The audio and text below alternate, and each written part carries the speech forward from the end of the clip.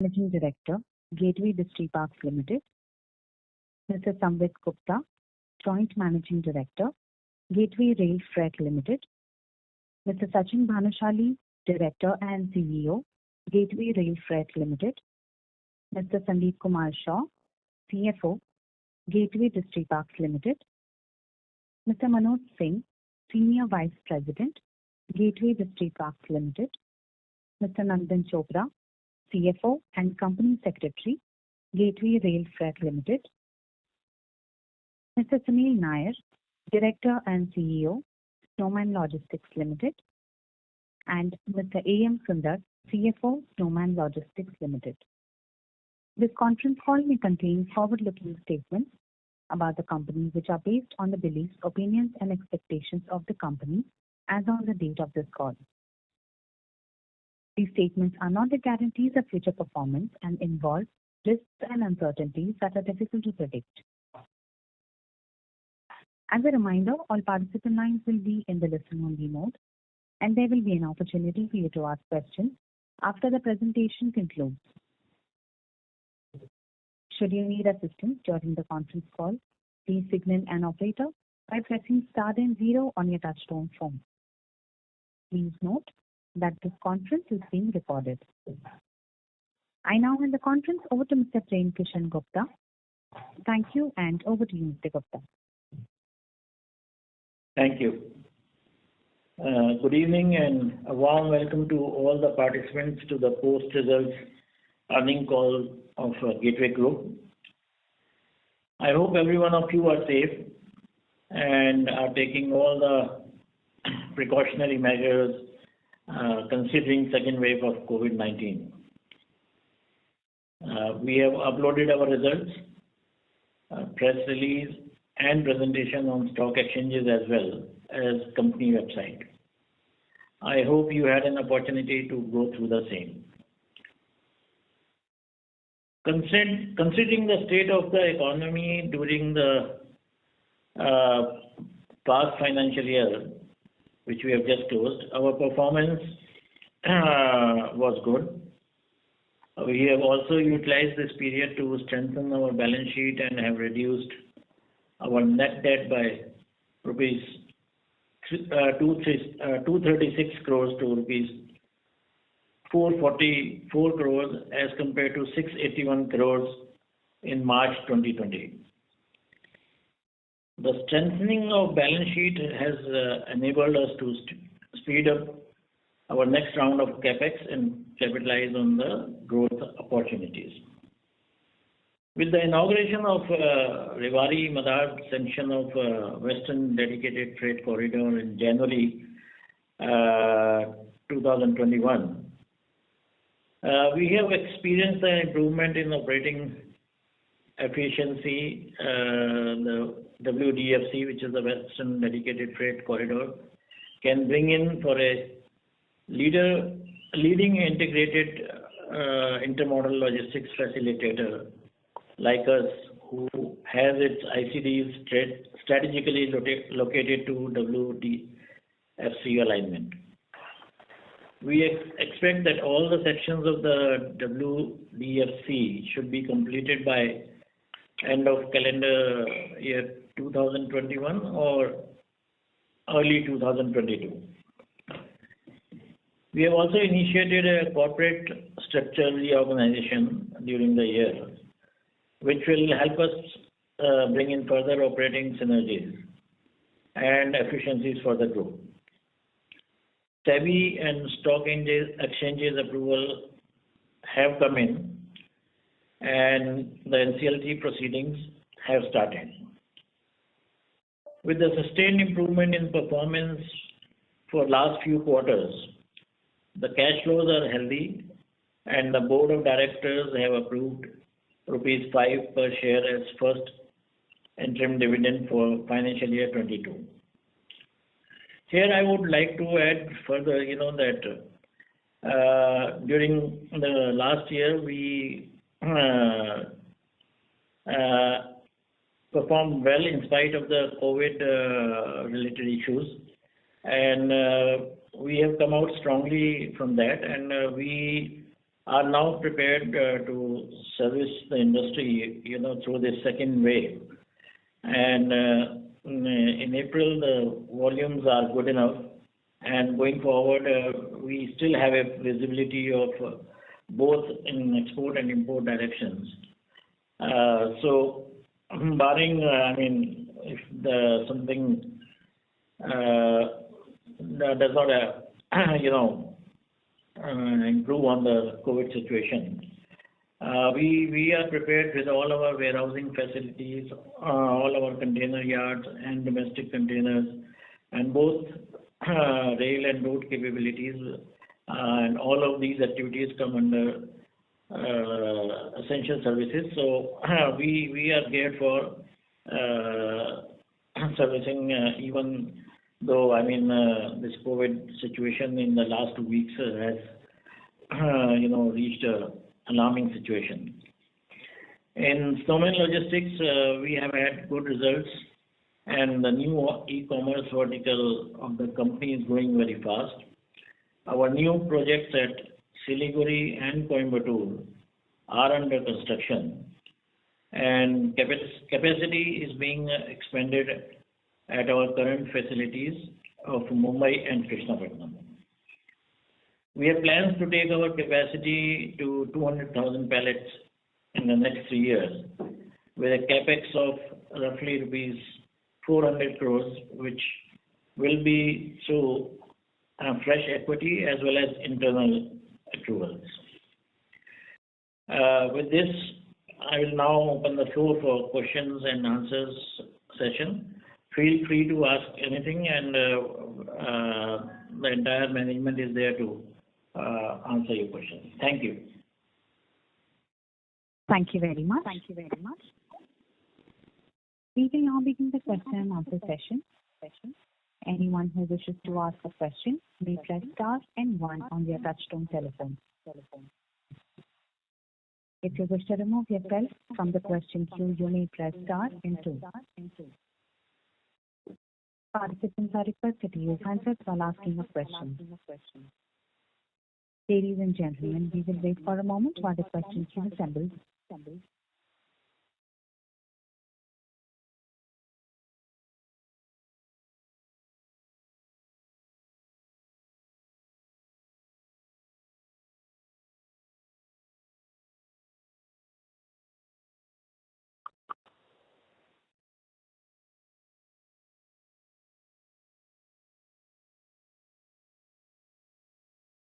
The first question is from the line of Atul Tiwari from Citigroup. Please go ahead. Yes, thanks a lot, and congratulations on very good set of numbers. Sir, my question is on EBITDA per TEU. So especially in the rail business. So your EBITDA per TEUs have been very strong, almost now 10,000 rupees. So how should I think about these numbers? Is it the new normal, 10,000, or is there some kind of one-off efficiency gain, etc. there which can go back?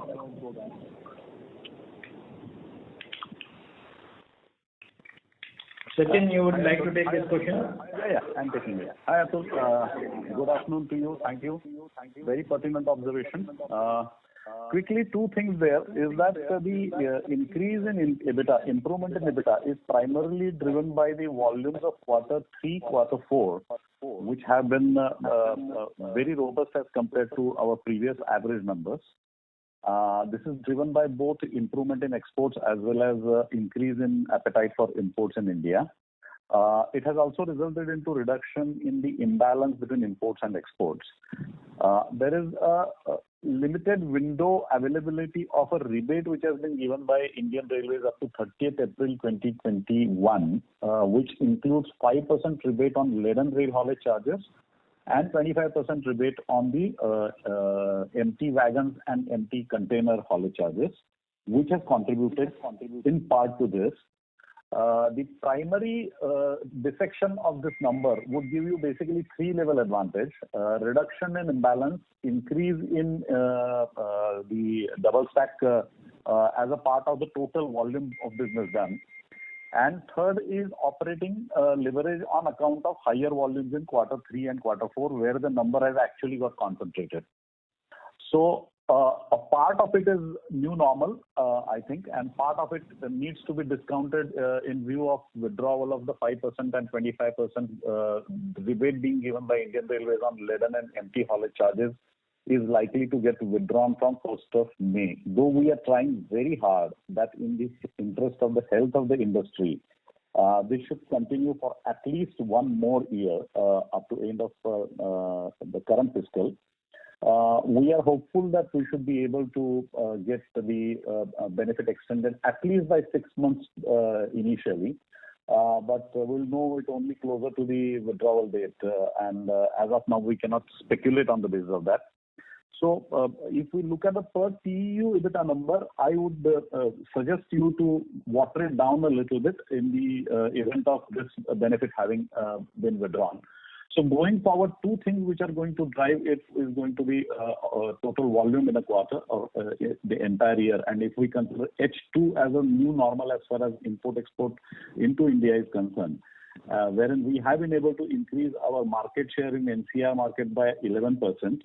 And we have actually ceded ground to competition in Ludhiana business where the margins were quite compressed. This has also resulted into improvement in per TEU margin. If this continues, and if we have a normal GDP projected growth, which at present may be seems a little questionable in view of the second wave of COVID numbers, then we should be able to maintain it, say, somewhere around 8,000 rupees per TEU going forward. Okay, so if these rebates go away but the volume sustain, roughly the new number should be 8,000 in that. That's right. Okay, and so just the last one, did we book any SEIS income either in rail business or CFS business in FY21? And is something pending? No, there is no SEIS income which has been booked during the current fiscal period. Okay. But is some part pending to be received, or it is done and dusted and nothing will be received in either of the businesses going on?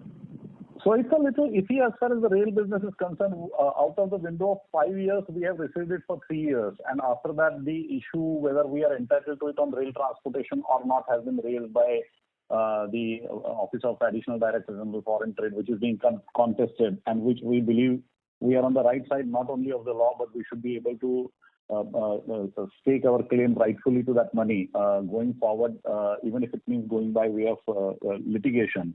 The balance 2 years the benefit would be considered only on the basis of actual receipt of the money, not on the basis of accrual.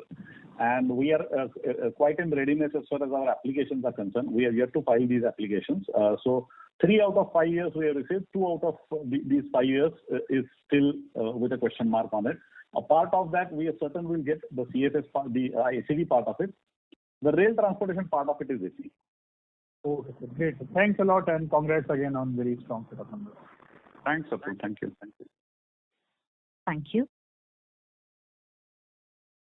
The next question is from Achal Lohade from JM Financial. Please go ahead.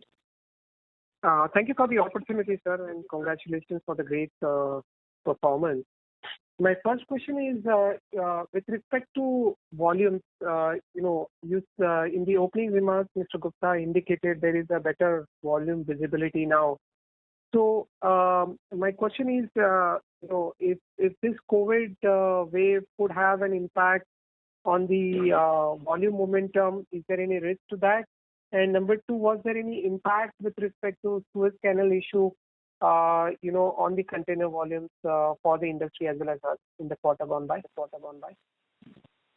See, what has happened is as far as Suez Canal is concerned, there were some ships which were rerouted and there were some ships which were held back. Now, slowly and gradually, they are arriving at the ports. So whether for CFS or the ICD, a little drop in the month of April will be compensated, or rather there will be more volumes in the month of May. the COVID situation, if it prolongs, then there is a reason for worry. But as of now, I mean, the visibility, the pipeline that we have in both in imports and exports is quite good. It will drop if the manufacturing activity goes down in India. So both export and imports will suffer, but I think whatever is ready is being exported, and whatever is in pipeline will arrive in India up to June. So from that point of view, this first quarter we can say for with great certainty that the volumes will be there. But if this lockdowns and the COVID situation escalates, then going forward it will be tough time for everyone, not for we as Gateway, but I mean the entire industry and the country will suffer on that account.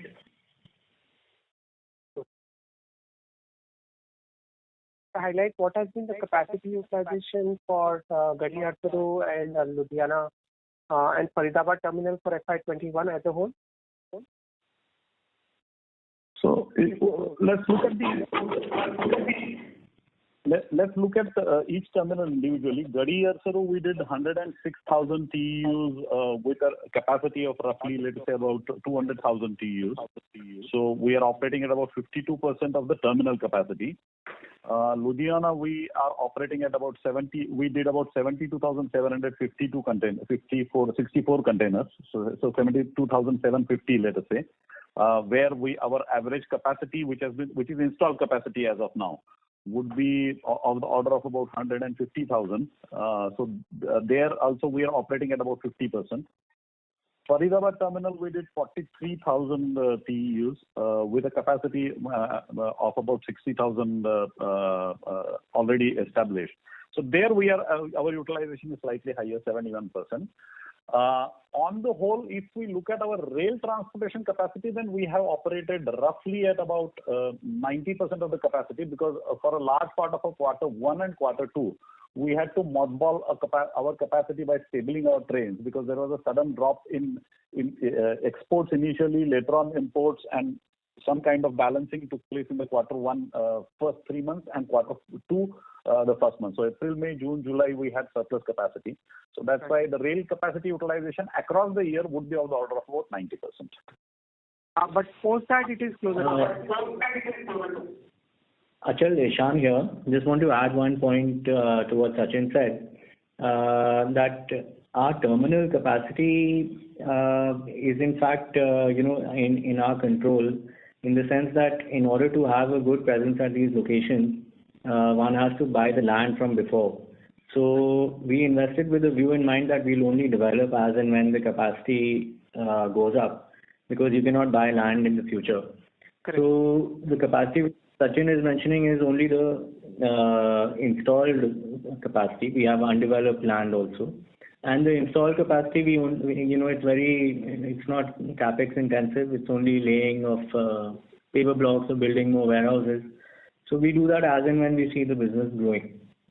So especially with WDFC in mind, we are keeping a close watch that when those sections start and when our volumes will grow, that's the time when we'll further increase our installed capacity.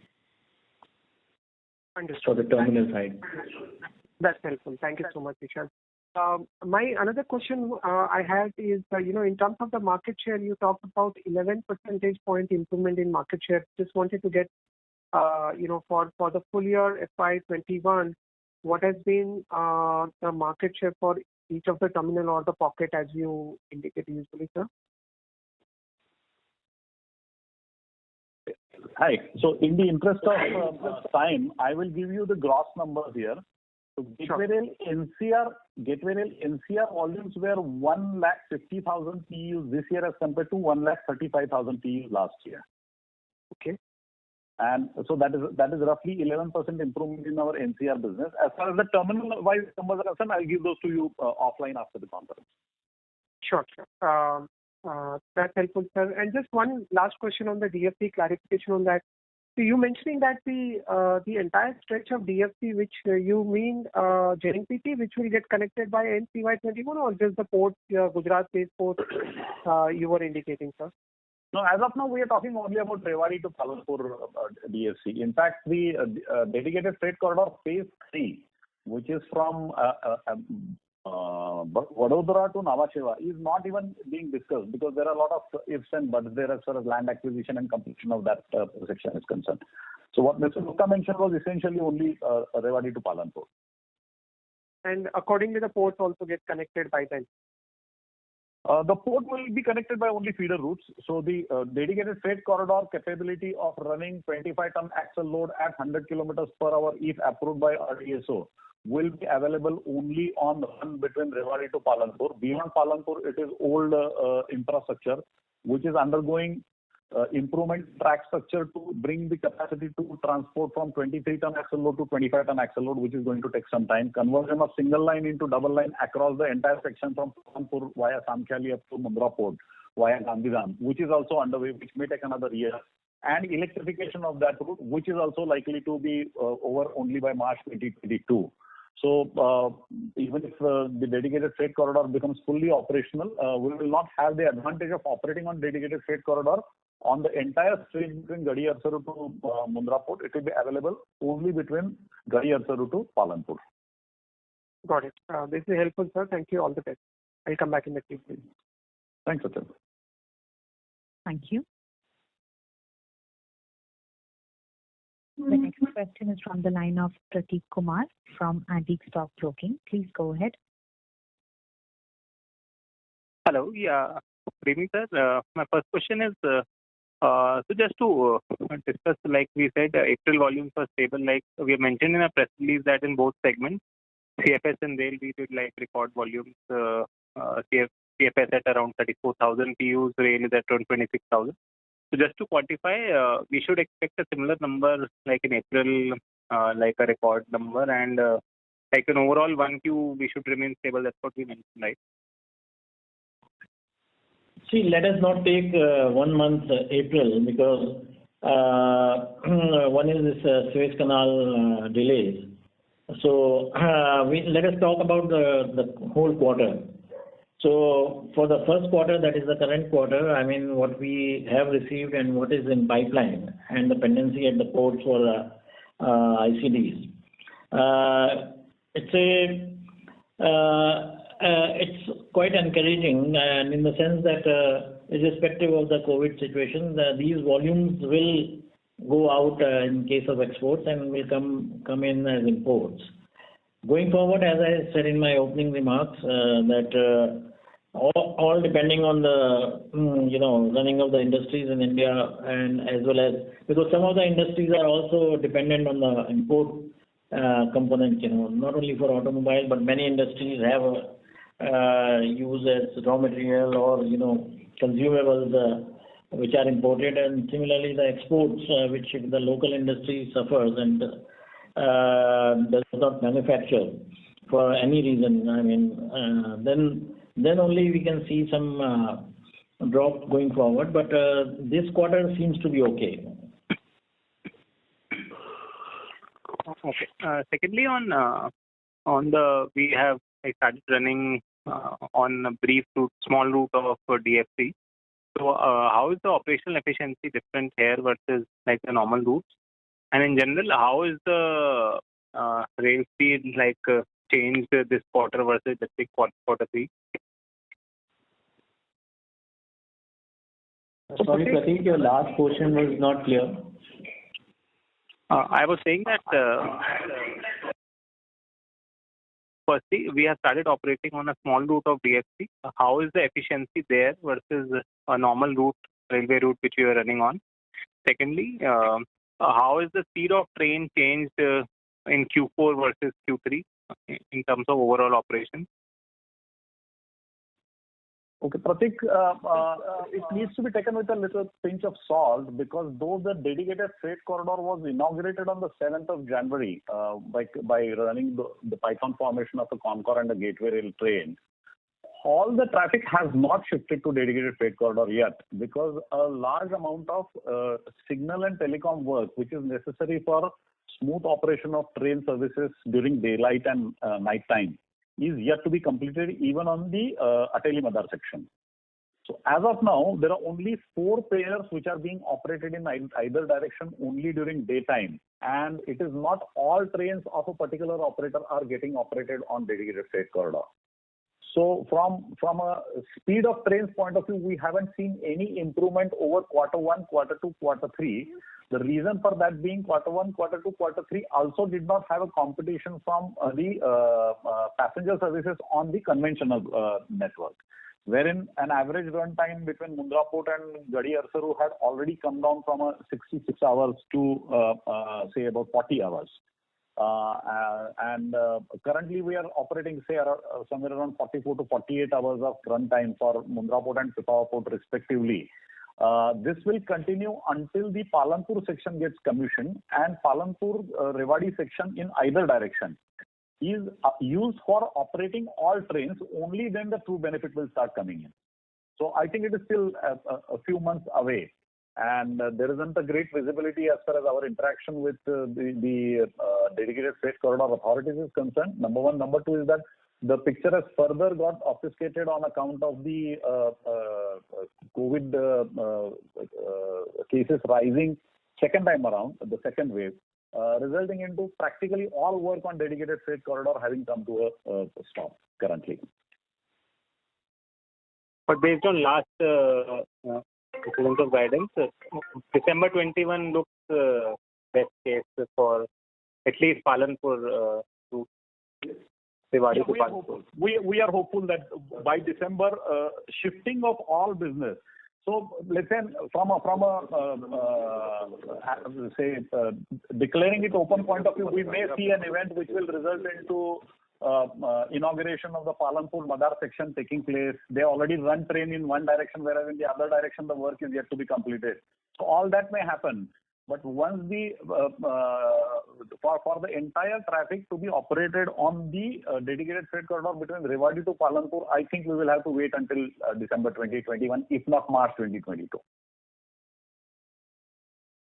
And just one question on QIP of Snowman Logistics. Where are we in the process, and when are we expected to complete the fundraise? So we have, some investors who are interested, but at the same time, due to the second wave and onset of COVID, there was a lot of fluctuation.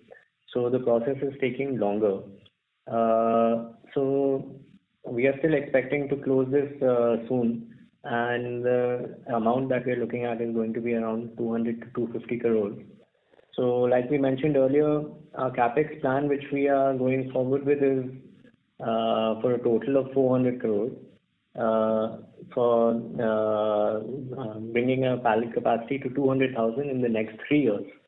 And that 400 crores will be partly funded by fresh equity, and the rest would be through our internal accruals itself, which we are very confident that the needs would be met. So the idea is to expand in locations where either we are not present or where our customers are, there's a strong pull coming from our customers to expand capacity.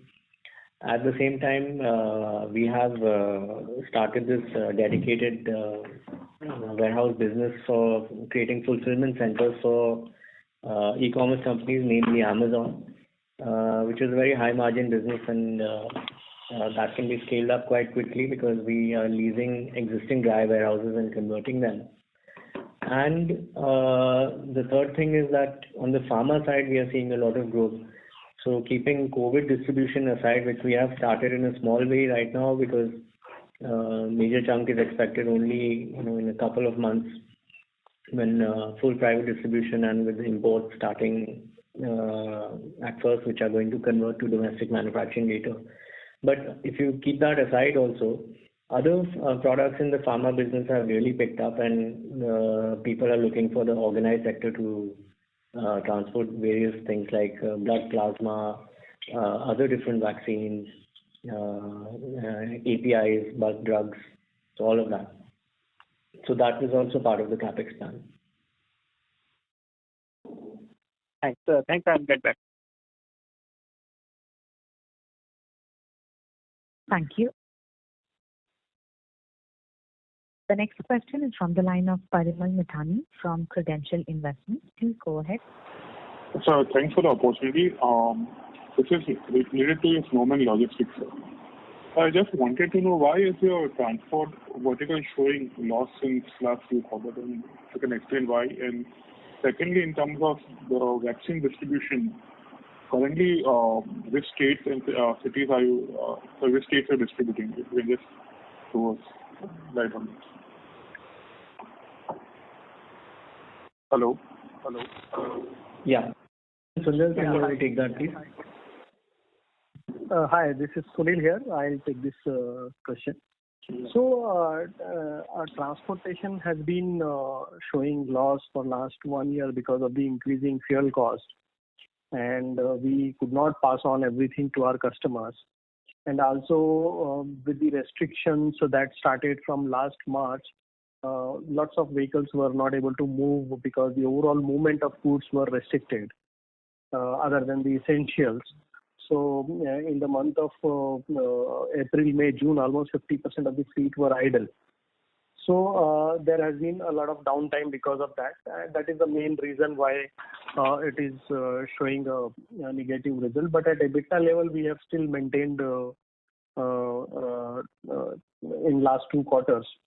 And for the further expansions, we have now come up with a technology platform where we are aggregating the market vehicles from various small vendors and offering an end-to-end solution to our customers. So that is helping us a little bit of de-risking. At the same time, it is benefiting the customers as well as the vendors who, as of now, is not getting adequate business, and we are able to help them out. So that's for the transportation. I'm sorry, I forgot your second question. The second question was in terms of the vaccine distribution for the COVID. Are you tied up with any agencies, or you are not yet in the process of it? So as of now, vaccine distribution is happening in a very, very small volume. Okay. And as of now, there are only 2 vaccines which are being distributed, Covishield and Covaxin. Okay. And they are mostly going by air. So whatever to the airport and from the airport, there we are playing some roles. This is typically tie-ups with the state governments, and some movements within the state also is something which we have done. We hope that once this is made open as it is announced now, and once other brands also come in and start distributing in the country, there should be a lot of volume, and that's when we actually play a role in terms of storing and transporting, whether it is imported vaccines or it is something which is manufactured in India. So the bulk requirement, bulk demand has to be there, and bulk supply has to be there for companies like us to play some role. And we hope that by mid of May there should be some such volume starting. Any queries regarding that? Queries?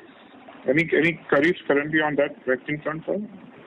So we are discussing with a lot of manufacturing companies, brands which are already there or wants to enter India basis the permissions and the pricing.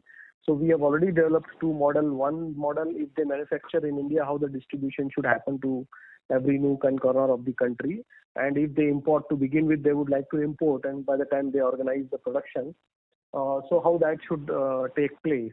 So we are in advanced stage of discussion with some of them. Yes. And sir, I just wanted, you have mentioned you're going to raise 250 odd crores. Previous gentleman did ask about that question, but mainly this 250 crores is towards the Snowman Logistics, if I understand correctly. And how do you plan to utilize this and going ahead, sir? Because I think if you're sufficiently, in capacity-wise, you're sufficiently covered, if I'm not mistaken, sir. No, so see, we are present at 15 locations now, and in next few months we will be in 17 locations. Out of these, 10 locations are 100% utilized. Mm-hmm. And even to take care of the organic growth of our existing customers who are there in these 10 locations, we have to expand. So there has to be investment in terms of the capacity creation. Not only that, our top verticals like pharma, which is our focus as of now, and e-commerce are growing at the rate of 20-25% CAGR.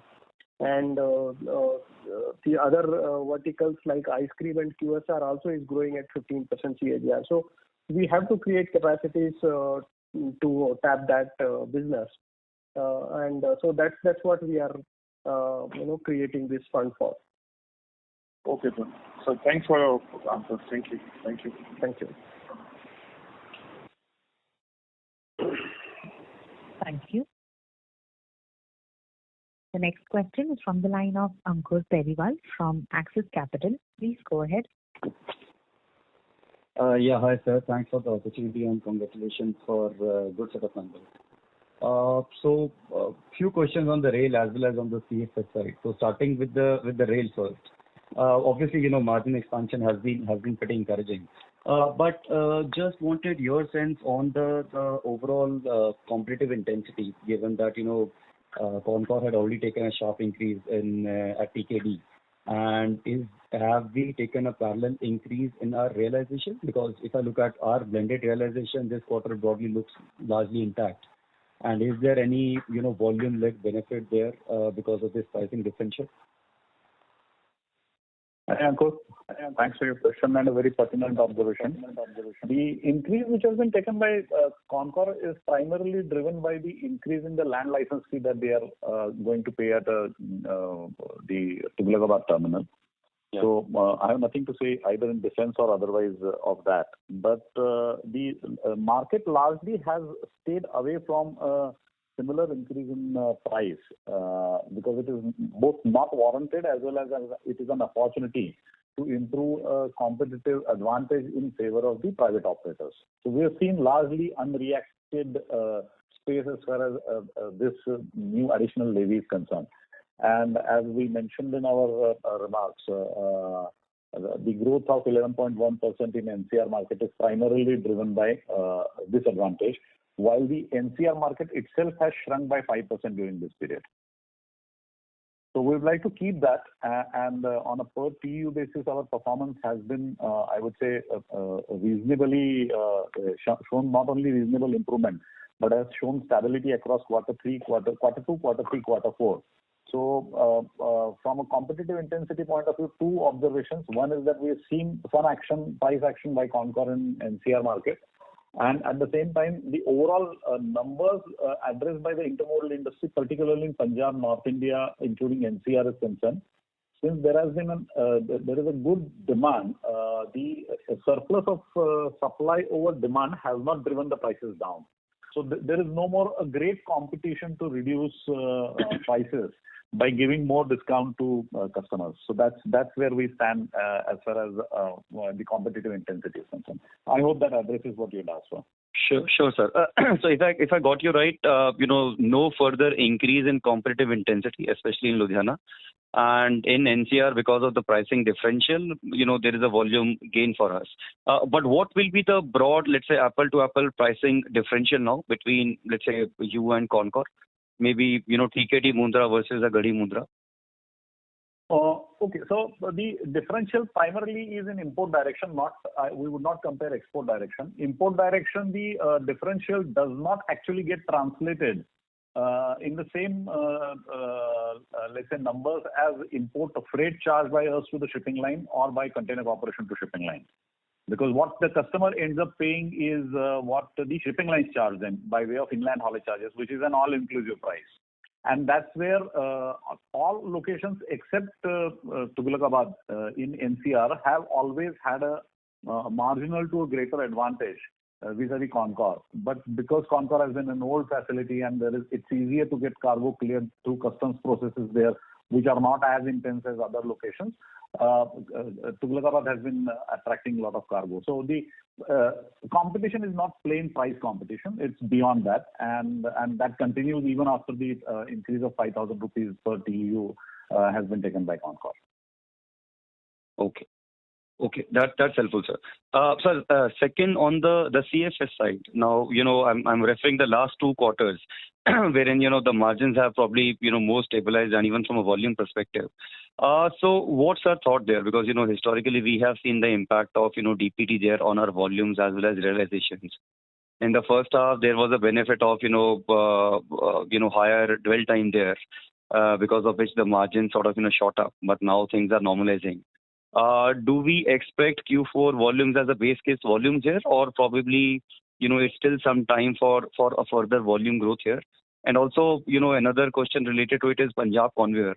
Any thoughts there? Because the facility will be coming up for renewal. So any thoughts on both volume as well as on the margins profile? So somewhere, Q3 and Q4 would be a good base for volumes. March had exceptionally higher volumes, but slightly. But overall, we are looking at around, say, 30 to 32,000 per month in the CFS business.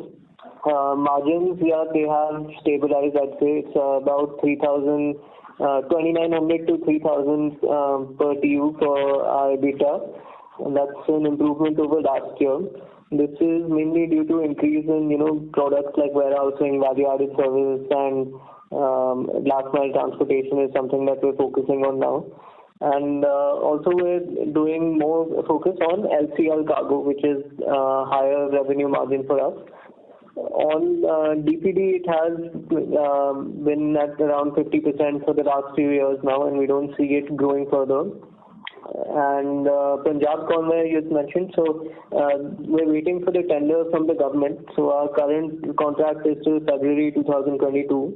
Once the tender comes out, we will be participating in that.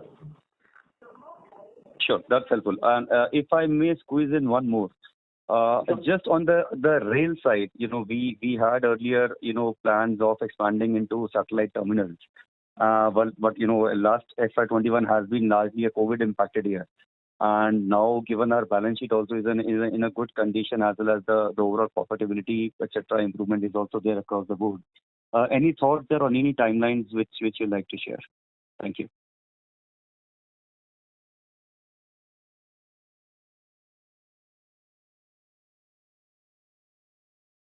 We would request the participants to please stay connected as the line for Mr. Gupta got disconnected.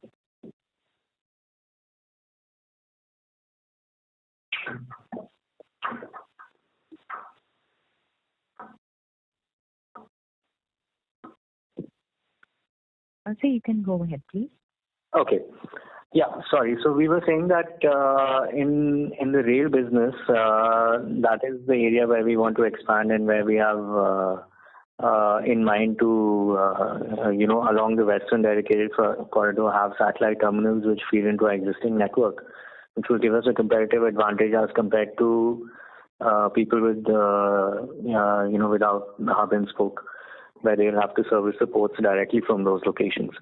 So currently what we estimate, we have a plan of roughly 200 crores in the current financial year for investing into expanding into the NCR region.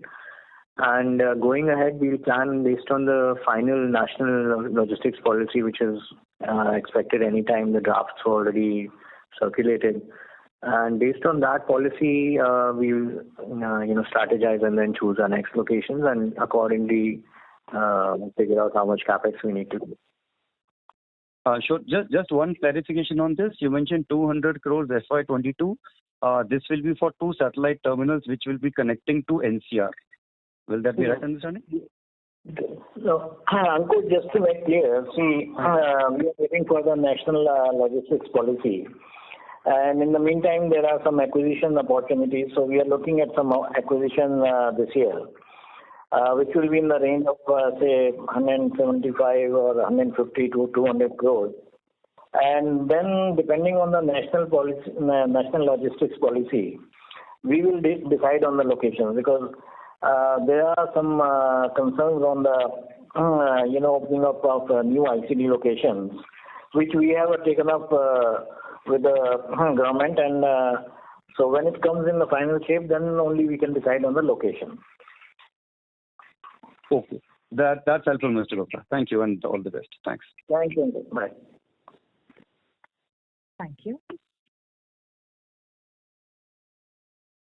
The next question is from the line of Nitin Shavdar from Green Capital Single Family Office. Please go ahead.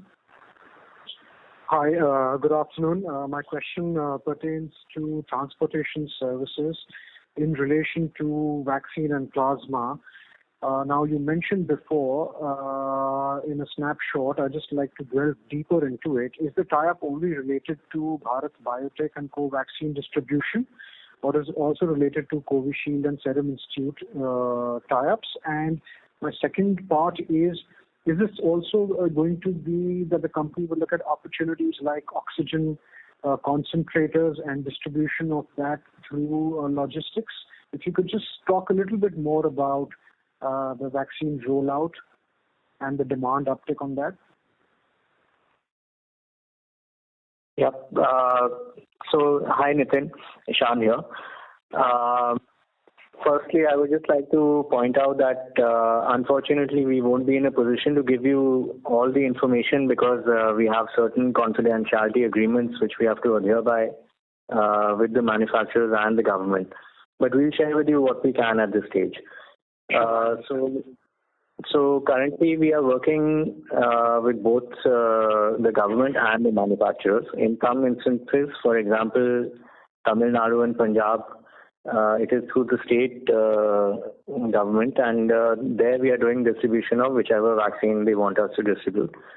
Apart from that, we have tied up with all the manufacturers, whether it's domestic or imported. We are in advanced stages of talks with many of them, and we already do business with many of them for other products.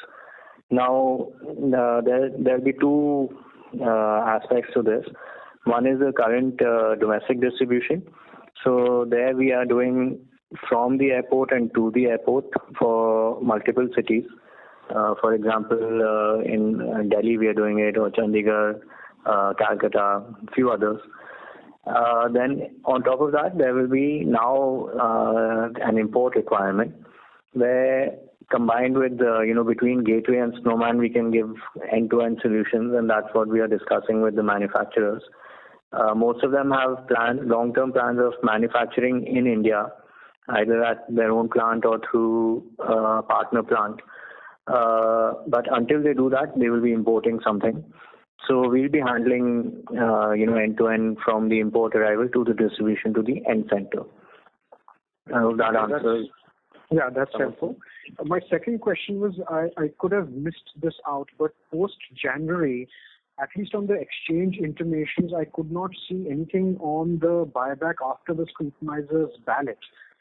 Is there anything that I'm missing out, and where are we exactly on that process? And if you could just highlight that, because I seem to have lost the track on that after January.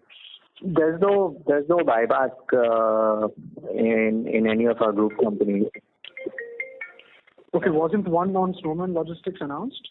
There was a QIP which we are under the process of, but there's no buyback. Okay. Thanks for the clarification. Thank you. All the best. Sure. Thank you. Thank you. The next question is from the line of Krupashankar NJ from Spark Capital. Please go ahead. Hello, and thank you for the opportunity. Most of my questions have been answered. I just had one question on the DFC part. Just wanted to understand if the DFC connectivity to the Pipavav port is estimated to be earlier than the Mundra connectivity? 2021, no? We can't use the ratio for 21-22. There's a lot of disturbance. Sandeep, I think you need to put your mic on mute. Yeah, I have muted the line. Yeah. So the connectivity is not going to be port specific. It's like a bypass surgery only between Rewari and Palanpur, whereas the conventional track beyond Palanpur, when it goes to Viramgam, when it goes to Pipavav, it is Palanpur, Viramgam, Surendranagar into Pipavav port. Continues to be the same. Part of it is double line, part of it is single line. Will get converted into electric traction. but will never probably be upgraded to 25-ton axle load because the kind of volume that is carried on that route does not warrant that kind of additional investment. The branching takes place at Palanpur. The Mundra Port route also includes partly double stack, partly single stack existing diesel road, which is getting converted into entirely double line up to Gandhidham with electrification, which is going to take about a year or so. So it is not correct to say whether any port will get the dedicated freight corridor connectivity first or later. All the trains which are going to run to Mundra Port and Pipavav Port from NCR will be operated on dedicated freight corridor in both the directions once it is commissioned fully between Rewari and Palanpur. Does that clarify? Yes, sir, but there's one thing which I wanted to get clarified was that I think in the previous conference call it was mentioned that the infrastructure upgrade which is happening on the Palanpur to Pipavav is happening faster than the Palanpur to Mundra section, which is why perhaps the commissioning to the Pipavav port might be faster. Does it hold true right now also? Okay, so probably I have not been able to express myself completely in our earlier call. The quantum of conversion of single line into double line is much less because the entire section is not going to get converted into double line on the Pipavav route, whereas in case of Mundra route, the work which is required to be done of converting single line into double line is much higher, number one. Number two is that electrification of Pipavav route is almost complete, whereas electrification of Mundra route is not yet complete. And the upgradation part is likely to take place only on Mundra Port. And that is the reason why Mundra Port complete upgradation to the feeder route level, matching that of dedicated freight corridor, is going to take longer. But that is not going to result into any impediment of operating the double stack train on the current platform of modified DLC wagons with carrying capacity of up to 68 tons will continue to be unhampered even without the dedicated freight corridor. Right. That's very helpful, sir. Thank you. My second question was on the CAPEX side. You did mention about the 200 crore for the satellite terminal. Can we expect any additional maintenance CAPEX or any other CAPEX in the CFS side?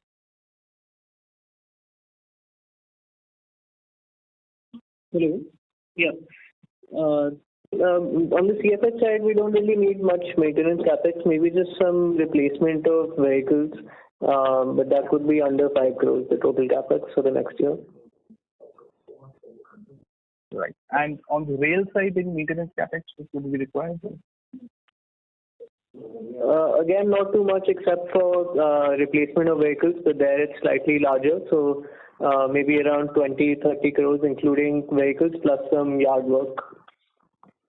And a few warehousing facilities. Right. Yeah. Sorry. Right. So our plan to return rates based on the operating efficiencies which is generated on the DFC still holds true on a staggered manner. Is the plan still on, sir? Yeah, actually, it is not just our plan to return the lease trains. So we have 8 trains taken from GATX, 2 trains taken from TUAX, and starting year 2021, end of 2021 calendar, we will be able to return 1 train. The plan was to replace existing BLC trains with the BLCS platform, which is a 100-ton gross weight wagon, which is 25-ton axle load, which will increase our carrying capacity, payload capacity from existing 68-ton limit to 75-ton, which will again help us in taking more 40-feet container on top of 20-feet container, improving the concentration of savings of rail haulage charges. But as of now, the BLCS wagon is not yet available. A few rakes have been bought by some operators. Those were not commissioned for a period of 6 months. On the 14th of this month, 1 train has been operated, but it is being operated at a reduced carrying capacity. Instead of 25, it is being carried at 23 tons, which is more or less similar to the 22.9 tons which is carried on modified BLC wagon, and is operated at 65 kilometers per hour, which is much less than 100 kilometers per hour, which is the modified BLC speed. So at present, we don't have any plan of inducting any BLCS wagon in lieu of our modified BLC wagon by way of exchange, the reduction in capacity would also start when over a period of time it gets established that the dedicated freight corridor operations are stabilized, and therefore our existing fleet of 31 trains can either do more, or to do our existing level of volume, we need lesser number of trains.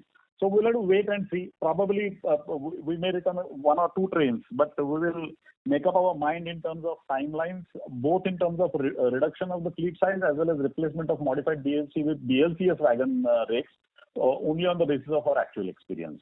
More playing it by the new year rather than planning it in advance. Very helpful. Thanks a lot and all the best, sir. Thank you. The next question is from the line of Vishal Jaju from Tycoon Mindset. Please go ahead. Hello. Hello, sir. My question is for the Snowman Logistics. And Sunil, Mr. Sunil, I just want to get to know how are you looking at the profitability of the business for the near future? Because since the last 4-5 years, we are EBITDA positive, but coming on to the net profit level, the debt and in bit of depreciation is taking us to the negative profits or sort of negative loss. So how are you looking to improve this side of the business? Like how are you planning to improve this debt part and the profitability part of the business? Yeah. See, when it comes to debt part, we have only our net debt is 40 crores. Okay. And the 70 crore debt that we had taken for the expansion for last year, out of that we have only availed 50% so far. So debt-wise, I think we are fine.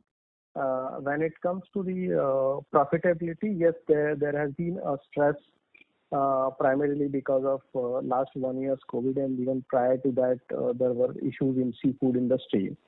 But with the changes in the business model that we talked about in the earlier questions, where our focus is more on e-commerce, where typically the capex involvement is less and there is a lot of value add activities, and hence our value proposition to the customer is much better, and so is our profitability. So one, de-risking from the regular model and moving into this new thing is something which is helping us. And in case of transportation, which actually pulls down the profitability of the company, we have now started adding a lot of leased vehicles where the overall risk of fleet management is not on us. We are responsible for the business generation, but not the fleet management. And that has helped us a little bit of de-risking further. And that has an assured profit in that business, where the technology platform gives transparency to the vendor as well as to the customers, and we are there in between managing the overall transaction. So that is number 2. And the overall pharma vertical, which has a better profitability as compared to some of the other sectors, that is the third thing that we are doing. So we realize that 3-4 years, sticking to that model won't work, and these are the new things that we are doing. As far as short term is concerned, it's very difficult to commit anything depending on the situation today. Yes. But our initiative on a longer note, with this current situation, are we expecting more growth to be coming from that e-commerce side, our tab with Amazon and all? And sir, are we getting both warehousing and transportation, both facilities from the Amazon side, and what are the profitability margins you are expecting for the transportation side? Because our transportation usually gets in losses. So from the e-commerce side, do we expect that our transportation margins will also be improved, or only it will be majorly from the warehouse side? So in the e-commerce side, our responsibility is only to reach it to the hub. We don't go and deliver at home. So with that thing in mind, our warehousing portion is considerably higher than the transport portion. So it should be 80-20 ratio. And the transportation pricing is quite clean there, and it is completely transparent with respect to fluctuating fuel price. So there is a positive margin there. So there will be we will see a reduction in volatility of that margin side in transportation as well, right? Correct, yes. Okay. And so one part from the COVID as well. So sir, are we getting currently more traction in the warehousing side or on the transportation side? Like, if you can just give the clarity, not exactly number side, but if you can just give the clarity, are we getting more on warehousing side or on the transportation side, and in the future, because the volume has not been increased of COVID as of now. So in future, are we eyeing more for the warehousing side or on the transportation side? So see, since it has to reach the nook and corner of the country, both are very important. But when it comes to overall revenue mix or the demand mix, usually transportation will be higher because this is a high velocity product. It won't stay in the warehouse for long, and hence the transportation requirements are higher as compared to. As of now, are we seeing over in profit for transportation side? Are we going in profit, or there is like a bit of a profit and loss both going on the same side as per the state to state? You're talking about COVID vaccine? Yes, for vaccines and for vaccines. So we have done very, very small volume because everything is moving by air and they are very small, 10, 12, 15 boxes. So I don't think we can consider that as a profit or loss model. It's quite negligible volume. So once it starts moving by road, then we can assess that. And so one data point, if you can give, right, currently our e-commerce, what are our e-commerce revenue share out of the total revenue? E-commerce. So with our run rate, it is at 6% now. And in future, what are we expecting for the next 3 to 5 years? 12% this year. Okay. And in future, over longer period, are you expecting the share to go at around 20 to 30% in next 3 to 5 years? We expect it to go to 15 to 18% because we'll be expanding on other portions also.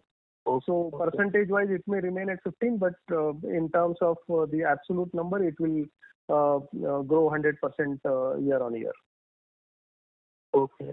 That's it from my side. Thank you. Thank you. Thank you. The next question is from the line of Vipul Shah from Sumangal Investment. Please go ahead. Hi, sir. Congratulations for good set of numbers. I would like to have your views on the debt trajectory of the consolidated entity over next 2-3 years. Also, we are generating reasonably good cash flows. So will it be used to pare down the debt, or as was mentioned, any acquisitions are planned? See, as of now, I mean, if you look at the next 2-3 years, most of our debt will be paid, except for the long-term, term loans for projects.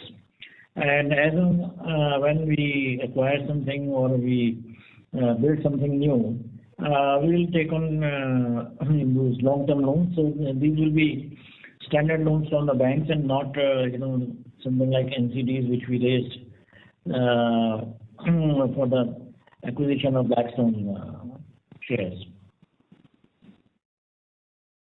So if you talk about the NCDs, we have a very comfortable repayment schedule now. But even that we are planning to prepay when we can. If you've seen even in our track record from the 550 crores that we raised of NCDs, except for 20 crores which we paid on April 7th of this year on the due date, the rest of it we have prepaid quite in advance. And similarly, going ahead, we want to pare down this debt because it's a higher cost compared to regular bank loans. On projects, we'll continue to take bank debt whenever we can because those are at attractive rates and those will be well within our capability of servicing debt. How much NCDs are outstanding, sir, and what are the interest rate they carry? 280 crores is outstanding out of 550. 280? Interest rate of 280. 280 at the interest rate of? 11.5. Oh, okay. With a repayment schedule of 50 crores per year from next year. But you have the option to prepay if we get the cash flow? Yeah, we will have some options to prepay next year, not this year. This year we try to prepay, but the NCD holders did not agree. So that's why there was cash surplus in the company, and we have declared the dividend of 5 rupees today. Our philosophy has always been to be very conservative on the debt side. And the reason why we took these NCDs was for gaining 100% or close to 100% of our Gateway Rail subsidiary. And the benefits of that you can see from this year results onwards. So we feel that we bought the shares at a good valuation. And going ahead, the only debt which we'll be taking is for expansion and project loans. So we'll always be very comfortable on the debt side. Okay, sir. Thank you, and all the best for the future. Thank you. Thank you.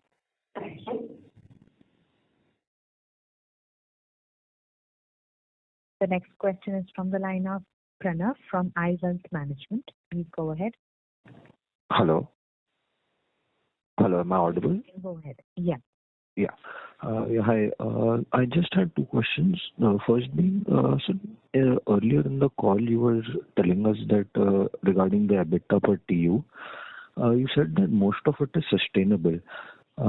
So how much of it would be affected because of the haulage charges, and what could be taken as a sustainable number? If you refer to my earlier answer, I had said that 8,000 rupees is a steady state new normal that we can consider, considering that the volume of business will continue to be at the quarter 2, quarter 3, quarter 4 levels. And the component of leaden haulage charges rebate of 5% is roughly of the order of about 500 rupees per TEU.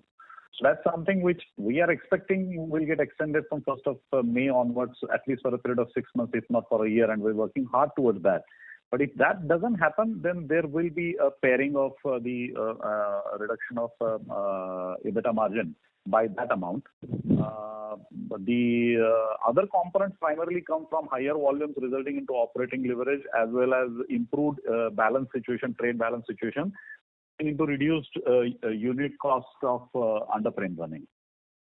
Okay, so you're saying that the current 10,000 would come down to 8,000 if the haulage charges reduce, if the haulage charges are not going as of what they're going as of now. Yeah, so I'm talking about on an annualized basis. If you look at the annualized number, is not 10,000. Annualized number is what one needs to keep in mind. So the new normal for the annualized number can be considered to be about 8,000 rupees. Okay. Thank you, sir. So just one last question would be on the tax side, sir. We've been paying lower tax for the last 2 quarters. So what is the reason, and how would we look at it? Nandan, would you like to take it? So this is mainly because of the ATIA benefits available to the company.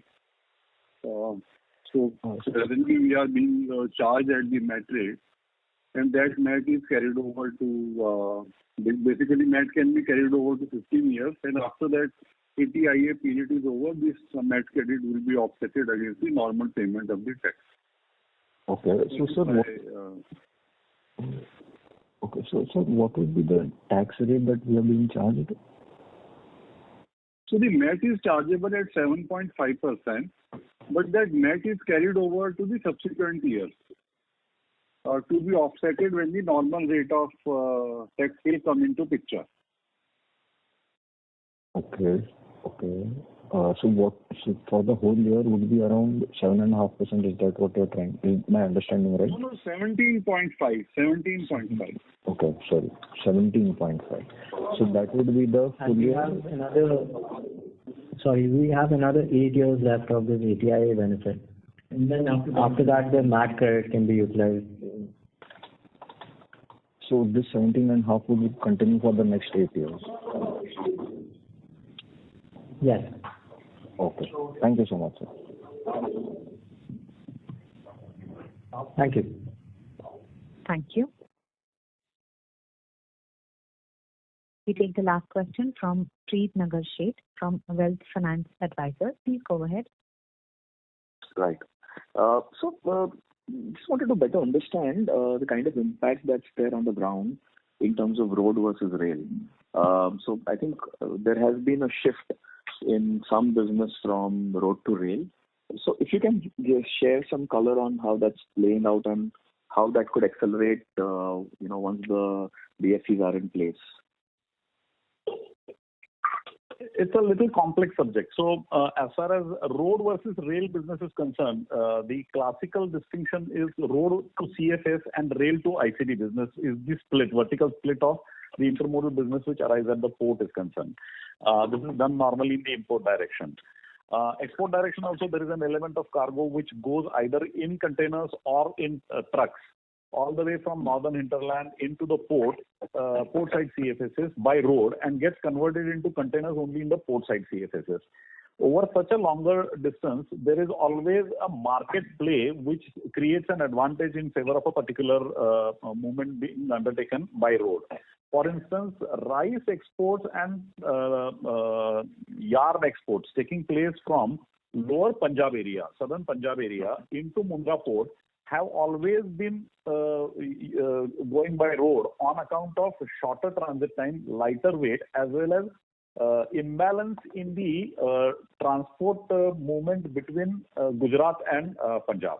The movement from Gujarat to Punjab is heavier as compared to Punjab to Gujarat has been lighter, and that is why at marginal cost many road operators carry this business. Second lever which operates is the shipping lines' willingness to bring this cargo in intermodal condition, that means in containerized condition, into the hinterland ICD. They bring only as much imports into the hinterland as can be evacuated by them by way of exports, so as to improve their earning per TEU as well as reduce their turnaround time. So these two things play an important role. But it creates confidence in the minds of both importer as well as shipping lines if the transit times reduce and transit times settle at a certain level. So service level assurance is something which plays an important role here, and that is what is going to be brought in by the dedicated freight corridor. So earlier there used to be a time duration of up to 72 hours without there being any reliability of service. So the maxima in case of transportation of containers by rail from Mundra port or Pipavav port into northern hinterland has sometimes been of the order of 220 hours, which is almost like 9 days. This uncertainty will go down on account of capacity generated by dedicated freight corridor, and once that kind of confidence sets in, both the turnaround time will also come down as well as unit cost of service also will come down, and because of that the likelihood of large number of business being handled in CFSs in Mundra port and Pipavav port area, particularly Mundra port area, is likely to shift into hinterland as ICD business, and that's where the double-digit growth of the rail transportation business between West Coast port is expected once the dedicated freight corridor from Rewari to Palanpur is fully commissioned in both directions. Okay, got you. No, thank you for sharing that. Thank you. Thank you. Thank you very much, ladies and gentlemen. That was the last question for today. Participants who have missed out due to time constraints, they can reach out to the management and SGA. On behalf of Gateway Distriparks Limited, that concludes this conference. Thank you for joining us, and you may now disconnect your lines.